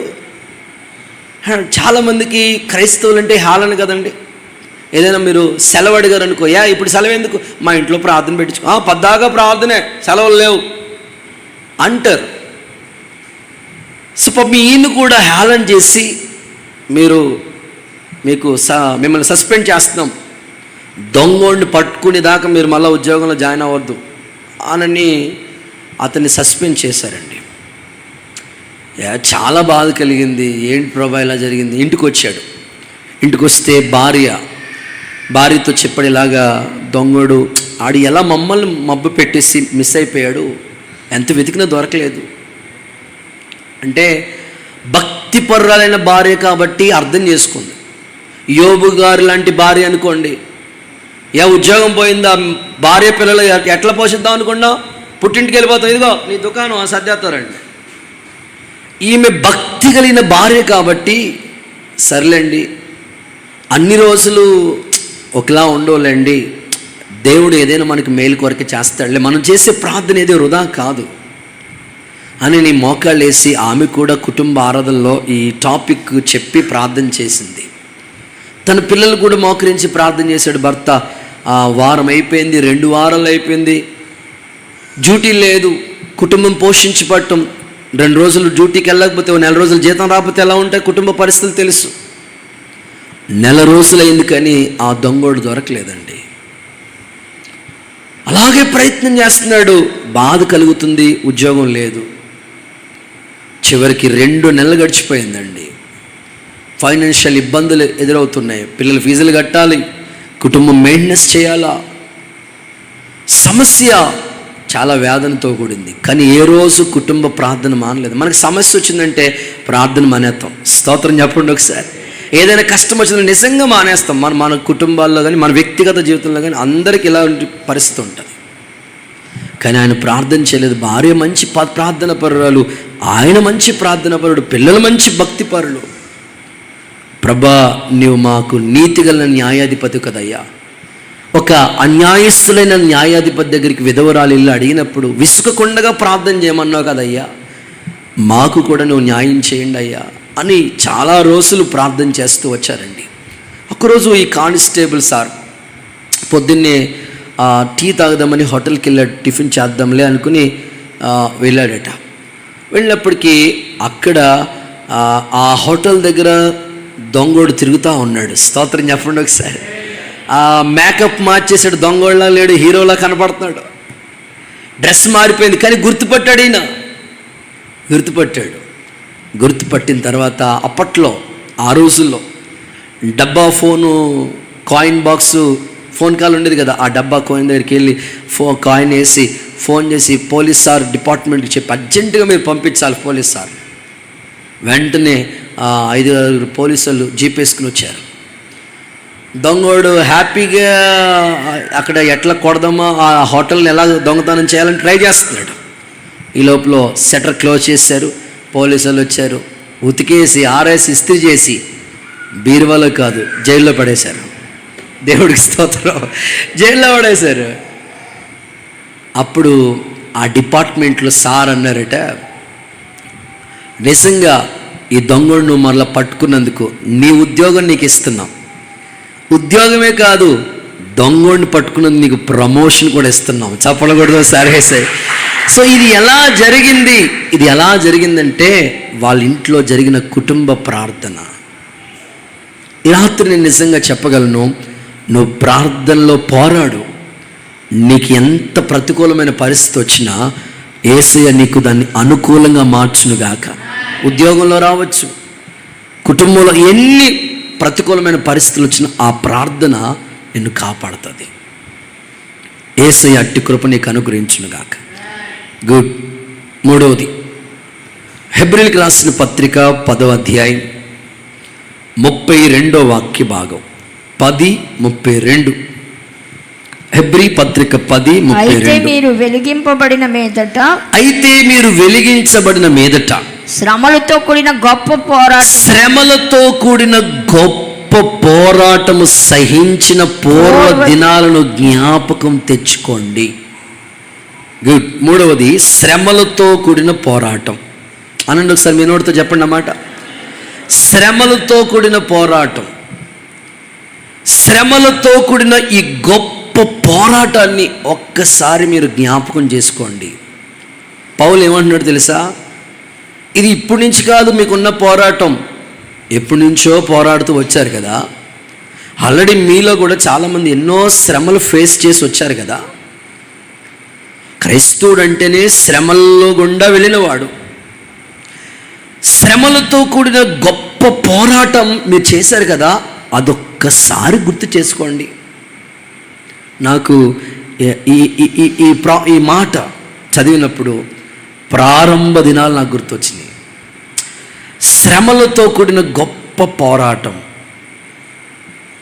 నిజంగా ఏదైనా సరే, ఒక ఉద్యోగమైనా, ఒక ఇన్స్టిట్యూట్ అయినా, ఒక వ్యాపారం అయినా, ఒక సంస్థ అయినా, ఒక మినిస్ట్రీ అయినా, అది స్టార్ట్ చేసిన వాళ్ళకే తెలుస్తుంది ఆ పెయిన్ ఎంతో, ఆ కష్టం ఏంటో, ఆ పోరాటాలు ఏంటో. తిండి లేని పరిస్థితులు, ఆర్థిక ఇబ్బందులు, రూమ్ రెంట్ కట్టుకోలేని పరిస్థితులు, ఆ పోరాటాలు శ్రమలతో కూడిన పోరాటాలు. ఎవరైనా ఇంటికి వస్తే వాళ్ళకి కనీసం పాలు ప్యాకెట్ తీసుకొచ్చి పాలు టీ పెట్టించేంత పరిస్థితి కాదు.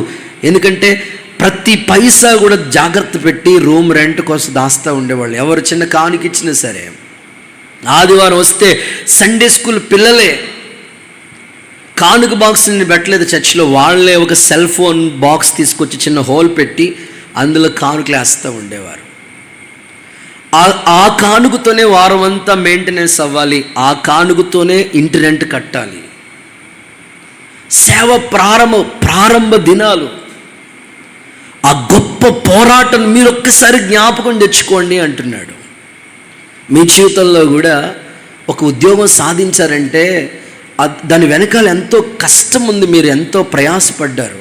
ఇప్పుడు గవర్నమెంట్ జాబ్ అంటే అది ఎంతో కష్టపడి చాలా ఒక వ్యాపారం అంటే, ఏదైనా ఒక చిన్న పని అయినా సరే, ఒక పనిలో జాయిన్ అయినప్పుడు చూడండి, మేస్త్రి దగ్గర ఒక వర్కర్ పని చేసినప్పుడు తాపి పని నేర్చుకున్నా, వడ్రం పని నేర్చుకున్నా, వెల్డింగ్ పని నేర్చుకున్నా, ఫస్ట్లోనే ఒక పెయింటింగ్ నేర్చుకున్న వెంటనే బాబు రాసే బాబు గీసే బాబు అని ఇచ్చారు బ్రష్లో. నాకు పెయింటింగ్ అంటే చాలా ఇష్టం, బొమ్మలు గీయడం అంటే చాలా ఇష్టం. 45 రోజులు సెలవు వస్తే, వేసవికాలం సెలవులు వస్తే వాల్ బోర్డులు రాయడానికి వెళ్తూ ఉంటుంటే ప్రారంభం బ్రష్లు క్లీన్ చేయమని ఇచ్చేవారు మాకు. ప్రారంభ స్థితి అట్లా ఉంటుంది. మీరు కూడా సైకిల్ మీద వెళ్ళి కష్టపడిన రోజులు, హాస్టల్లో ఉండి చదువుకున్న సందర్భాలు, పడిన శ్రమ, ఒక ఇల్లు కట్టాలంటే, లేకపోతే ఒక కూతురు పెళ్లి చేయాలంటే, ఒక వస్తువు కొనాలంటే దాని వెనకాల ఎంతో కష్టం ఉంటుంది. అవి మీరు జ్ఞాపకం తెచ్చుకోండి అంటున్నాడు దైవజనుడు. యేసయ్య మీకు కృపను అనుగ్రహించునుగాక. ఒకసారి చేతుల తలలు చెప్తారా? కొంచెం గట్టిగా చెప్పండి హల్లెలూయా. శ్రమలతో కూడిన గొప్ప పోరాటం. పిల్లలకి చెప్పాలి, ప్రతి తండ్రి కూడా చెప్పాలి, మీరు పడ్డ కష్టం పిల్లలకి తెలియట్లేదండి ఇప్పుడు. ఖచ్చితంగా అది ఎలా వచ్చిందో, దాని వెనకాల ఎంత శ్రమ ఉందో, ఆ వస్తువు ఎంత వాల్యుబుల్లో పిల్లలకు తెలియదు. మీరు ఖచ్చితంగా ఆ విజ్ఞాపకం చేయాలి వాళ్ళకి. యేసయ్య మిమ్మల్ని దర్శించునుగాక. బైబిల్లో పౌలు గారు పడ్డ శ్రమ చూడండి ఒకసారి. 2 కొరింథీయులకు రాసిన పత్రిక 7వ అధ్యాయం 5వ వాక్యం చూడండి ఒకసారి. 2 కొరింథీ చాప్టర్ 7:5. మేము మాసిదోనియాకు వచ్చినప్పుడు ఓకే, మా శరీరం ఎంత మాత్రం విశ్రాంతి పొందలేదు. అస్సలు విశ్రాంతి అనేది, రెస్ట్ అనేది మాకు తెలియదు. ఎటు పోయినను మాకు శ్రమయే కలిగెను. ఎటు వెళ్ళినా మాకు శ్రమలే. వెలుపట పోరాటాలు, లోపట భయములు ఉండెను. లోపల భయములు ఉండెను. దైవజనుడు చెప్తున్నాడు, ఎటు వెళ్ళినా పోరాటాలే, శ్రమలే. సేవలో ఆయన పడ్డ పోరాటం అంతా ఎంత కాదండి బాబు.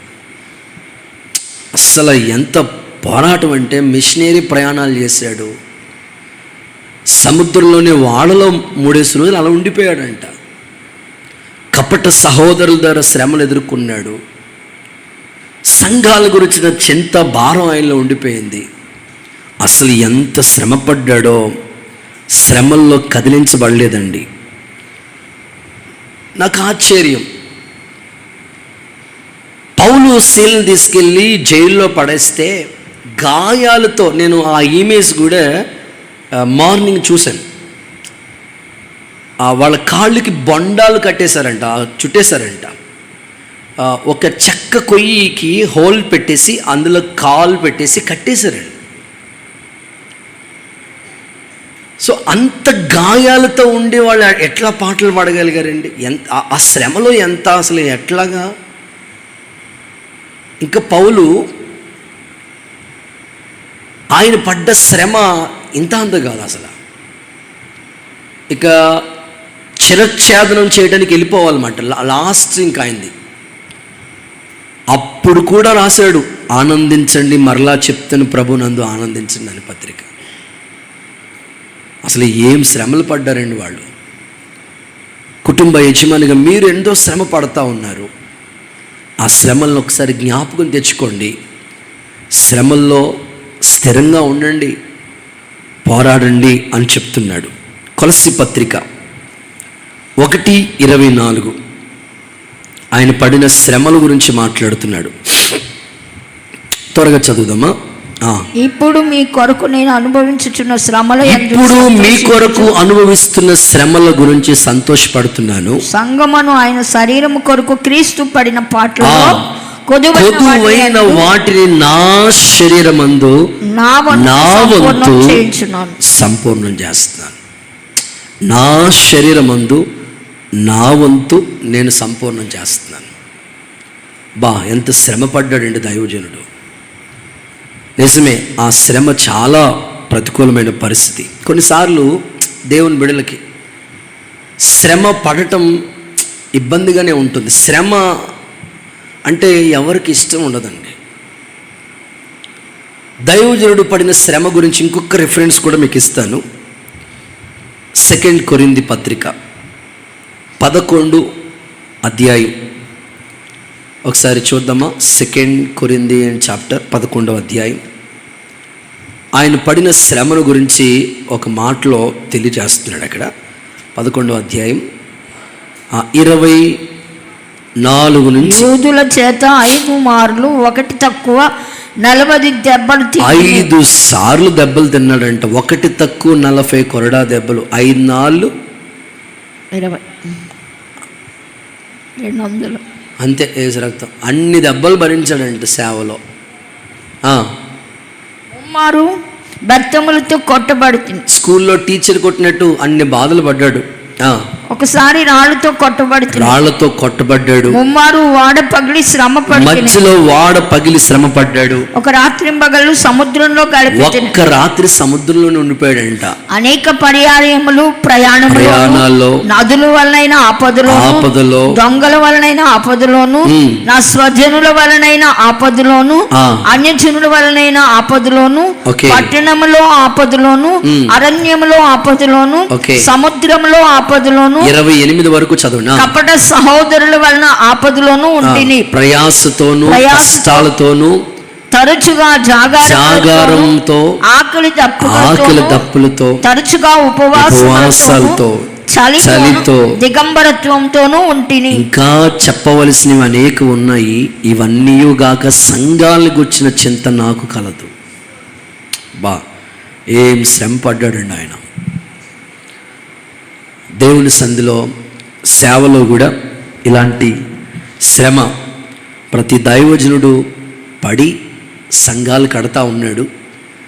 వారి యొక్క సేవకుల యొక్క శ్రమ ఏది వృధా కాకుండా శ్రమలతో కూడిన ఈ పోరాటంలో ప్రతి సేవకుడిని దేవుడు అభిషేకించి బలపరిచి వాడుకున్నాడు గాక. శ్రమలు మనకి ఒక మంచి ఎగ్జామ్స్ అండి. ఒక స్టూడెంట్స్కి పరీక్షలు ఎలాగో ఒక విశ్వాస్కి, ఒక సేవకుడికి శ్రమలు ఒక ఎగ్జామ్స్ లాంటివి. ఒక చిన్న ఎగ్జాంపుల్ చెప్తాను మీకు. ఒక ఆయన క్రొత్తగా సేవకు వచ్చారంట. దేవుని సేవకుల దగ్గర సేవ నేర్చుకుందామని వచ్చారంట. ఆ దైవజనుడి దగ్గర సేవ నేర్చుకుంటా ఉన్నాడు. ఆ దైవజనుడు చాలా స్ట్రిక్ట్. తన దగ్గర ఉన్న శిష్యుల్ని కూడా తనకంటే గొప్పవారిగా చేయాలని మంచి స్ట్రిక్ట్గా వాళ్ళని నడిపిస్తూ ఉన్నాడు. అందులో ఒక స్టూడెంట్కి ఒక పరీక్ష పెట్టాడంట. ఏమని అంటే 46వ కీర్తన 46వ కీర్తన 46వ కీర్తన అంతా కూడా బట్టేసేయాలి. బైబిల్లో 46వ కీర్తన అంతా కూడా కంఠస్థం వచ్చేసేయాలి అని ఎన్ని వచనాలు ఉంటాయో, ఎన్ని వచనాలు ఉన్నాయో అన్ని కంఠస్థం చేసేయాలి. ఈ 46వ కీర్తన అంతా నువ్వు కంఠస్థం చేసేయాలి. అలాగా కంఠస్థం చేస్తేనే ఆ అధ్యాయం మీద నీకు క్లాస్ చెప్తాను, లెసన్ చెప్తాను. ఇంకా ఆయన ఇచ్చిన స్ట్రిక్ట్నెస్ ఏంటంటే అందులో ఎన్ని ఫుల్ స్టాప్లు ఉన్నాయో, ఎన్ని కామాలు ఉన్నాయో, ఎన్ని వచనాలు ఉన్నాయో అవి కూడా చెప్పాలి నాకు. ఇంగ్లీష్ బైబిల్లో కూడా పెద్ద లెటర్ ఏది ఉందో, ది లార్డ్ అన్నప్పుడు టీ పెద్ద లెటర్ ఉంటుంది కదా, ఆ ఎన్ని పెద్ద లెటర్స్ ఉన్నాయో అవి కూడా నాకు చెప్పాలి. మిమ్మల్ని గీని యోధా పత్రిక ఎన్ని వచనాలు ఉన్నాయి ఒకసారి చెప్పండి అన్నాను అనుకోండి. శాదత్వం ఎక్కువైపోయింది ఈ మధ్యన అంటారు మీరు కదా. ఇప్పుడు కంఠస్థం చేయమంటే తప్పు లేదు. కంఠస్థం ఎవరో చదువుకుని అప్పచెప్పి, మరి కామాలు కూడా ఎవరు గుర్తుపెట్టుకుంటారండి? కిరణ్ అన్న కామాలు గుర్తుపెట్టుకుంటాం మనకి. ఫుల్ స్టాపులు అందులో పెద్ద అక్షరం ఎక్కడ ఉంది? అసలు ఏంటి శాదత్వం కాకపోతే? ఇప్పుడు మీకు ఈరోజు పోరాటం గురించి మెసేజ్ చెప్పాను. రేపు చూడకుండా నాకు వచ్చి ఒక్కొక్కరు అప్పచెప్పాలన్నాను అనుకోండి, కొన్ని వికెట్లు అవుట్ కదా. ఇప్పుడు వరకు ఇది 17వ మెసేజ్. 17 మెసేజ్లు నాకు అప్పచెప్పండి. ఇప్పుడు ఏంటి బాబు, నేను రాక వస్తున్నాను ఏంటి అని సంగతి అనిపిస్తుంది మనకు.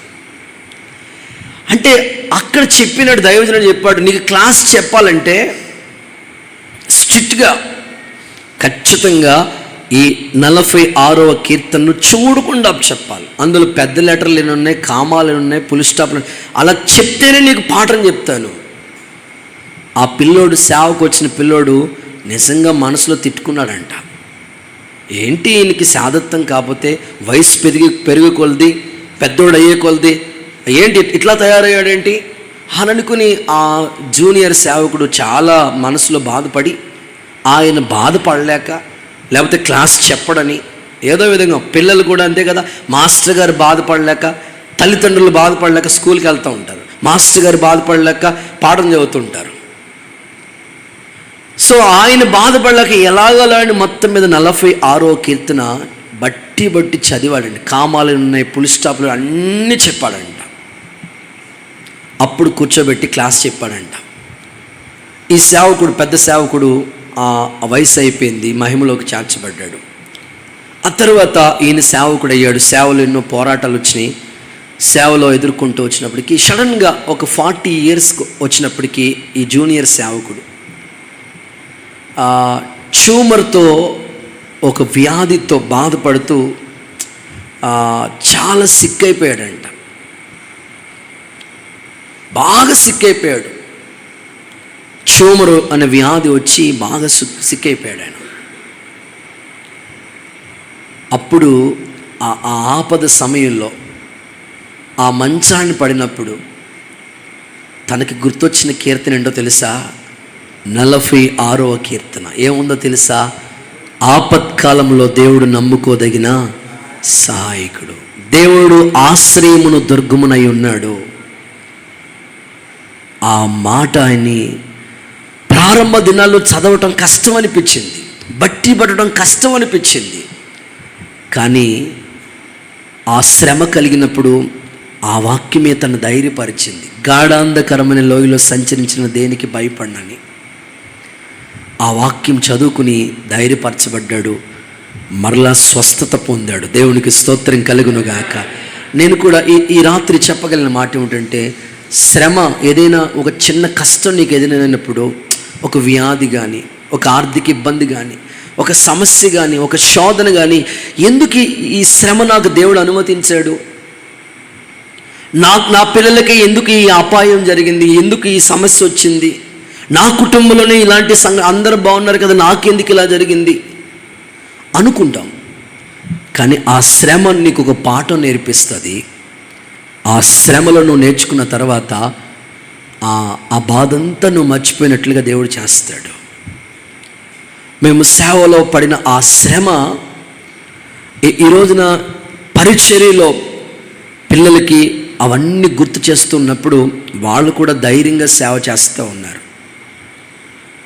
మీ కుటుంబాల్లో కూడా శ్రమ, అందుకే భక్తులు అంటారు కదా, నాకు శ్రమ నొందుట మేలాయను. నా శ్రమలో దేవుడు తోడుగా ఉంటాడు, నిన్నొక సాక్షిగా దేవుడు నిలబెడతాడు. శ్రమ దినాన్ని కృంగిపోతే చేతకాని వాళ్ళు అయిపోతాం. శ్రమలో మనం పోరాడాలి. యేసు నామములో ఇట్టి కృప మీకు అనుగ్రహించబడునుగాక. నెక్స్ట్ 4 ఎఫెసీ పత్రిక 6వ అధ్యాయం 12వ వాక్యం.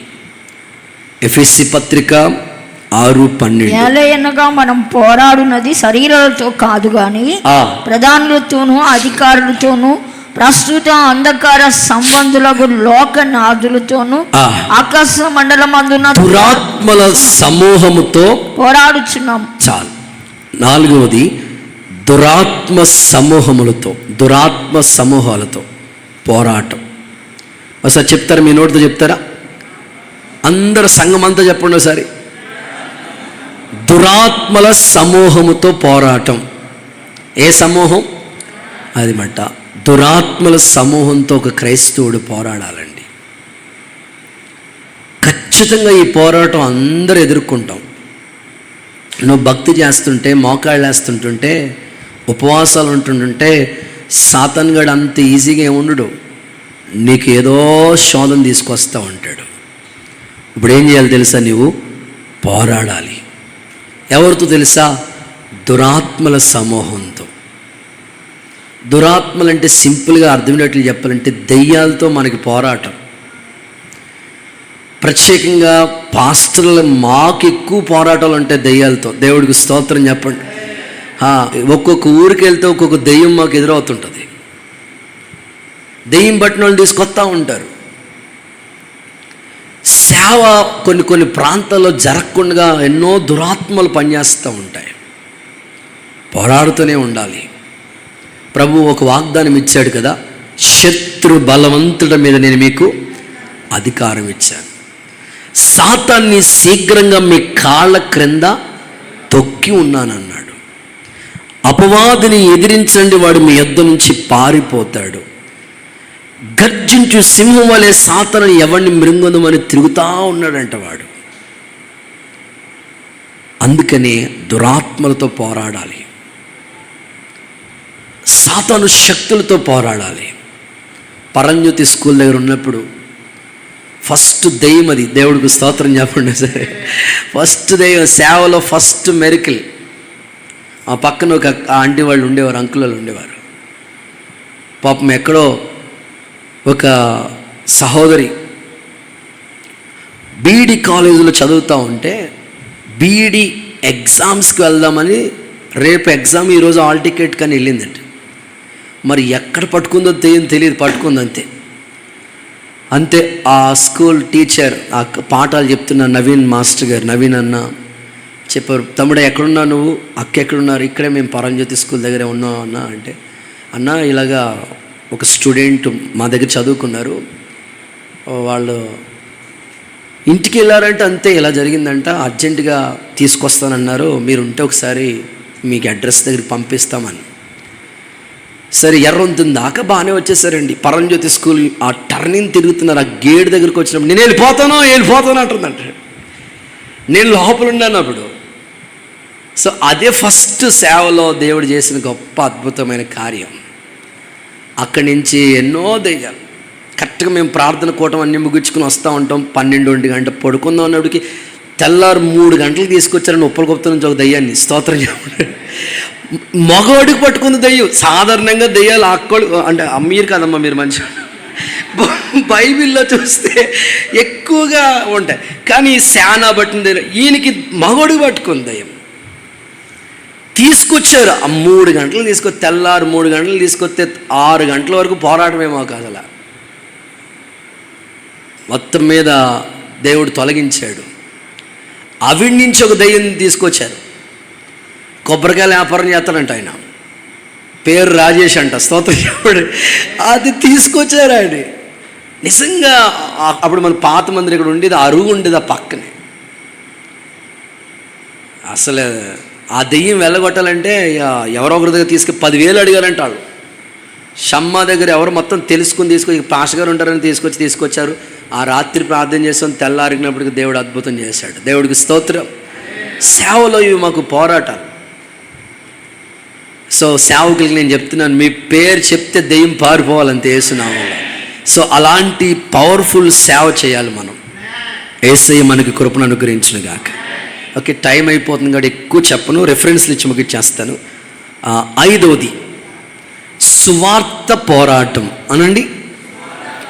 రెఫరెన్స్లు రాసుకోండి. 1 తెస్సలోనికి పత్రిక 2వ అధ్యాయం 1వ వచనం, ఫిలిప్పి పత్రిక 1వ అధ్యాయం 28వ వచనం. ఇవి చదువుకుంటే తర్వాత సువార్త పోరాటం చేశాడు పౌలు గారు. నిజంగా పౌలు చేసిన సువార్త ఎంత గొప్పదో తెలుసండి. జైల్లో ఉన్న వాళ్ళని విడిపించడం కోసం ఆయన జైలుకి వెళ్ళి సువార్త చెప్పాడండి బాబా. అగ్రిప్ప రాజు దగ్గరికి వెళ్ళి సువార్త చెప్పాడండి. పౌలు గారు చెప్పిన సువార్త మంత్ర పుస్తకాలు కాల్ చేశారండి వాళ్ళు, ఆ ఊరోళ్ళు. ఈ మంత్రాల్లో ఏమీ లేదు, నువ్వు నమ్మిన దేవుడు గొప్పోడని. అస్సలు ఎంత గొప్ప సువార్థికుడండి పౌలు గారు.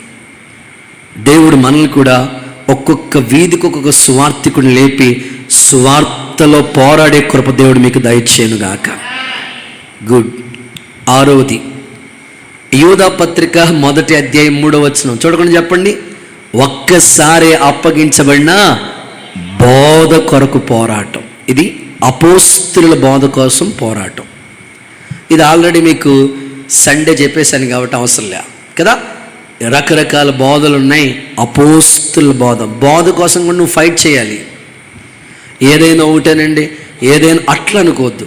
నువ్వు నేర్చుకున్న బోధ కోసం చక్కగా నువ్వు పోరాడాలి, ఎదుర్కోవాలి. గుడ్. చివరిది మంచి పోరాటం. ఏ పోరాటం? తిమోతికి రాసిన 2వ పత్రిక 4వ అధ్యాయం 7వ వచనం. మంచి పోరాటం నేను పోరాడాను, నా పరువు తుదముట్టించి తిని నా విశ్వాసాన్ని కాపాడుకున్నాను. ఇక మీదట నా కోసం నీతి కిరీటం ఉంది. మంచి పోరాటం అంటే ఆయన చేసిన పోరాటం మంచిది ఏంటో తెలుసా? అక్కడే పైనే ఉంటాయి. మితంగా నేనున్నాను. మంచి పోరాటం పోరాడేవాళ్ళు లిమిట్లో ఉండాలి, ఆ లిమిట్ దాటకూడదు. సువార్త పని చేశాడు ఆయన, పరిచర్యను సంపూర్ణం చేశాడు. నా 5వ వచనంలో ఉంటుంది ఆ మాటలు. ప్రాణార్పణంగా పోయబడ్డాడు. అబ్బా, ఎంత చక్కని పోరాటం దైవజనుడు చేశాడు. కనుక ఈ మాటలు దేవుడు మీకు దీవెనకరంగా మారునుగాక. సో మీరు మర్చిపోకూడదు, మీకు అలా ప్రింట్ అయిపోవాలి. మంచిగా ఆత్మీయ జీవితాలు మీరు కట్టబడాలి. పోరాటం అనే టాపిక్ మీద దేవుడు ఈరోజు మాట్లాడారు. ఒక క్రైస్తవుడు ఏ విషయాల్లో పోరాడాలో ఒక 7 మాటలు చెప్పాడు. ఫస్ట్, మొదటిదిగా పాపంతో పోరాటం, 2 ప్రార్థనలో పోరాటం, 3 శ్రమలతో కూడిన పోరాటం, 4 వినిపించట్లా దురాత్మలతో పోరాటం, 5 సువార్త పోరాటం, 6 అపోస్తుల బోధ కొరకు పోరాటం, 7వది మంచి పోరాటం. ఇలాంటి పోరాటాలు మనం చేద్దాం. దేవుడు ఒక బహుమానాన్ని మన కొరకు సిద్ధపరుస్తాడు. అట్టి కృప దేవుడు మనకి దయచేయును గాక. అందరూ లేచి నిలబడదాం, ప్రార్థన చేసుకుని ముగించుకోబోతున్నాం.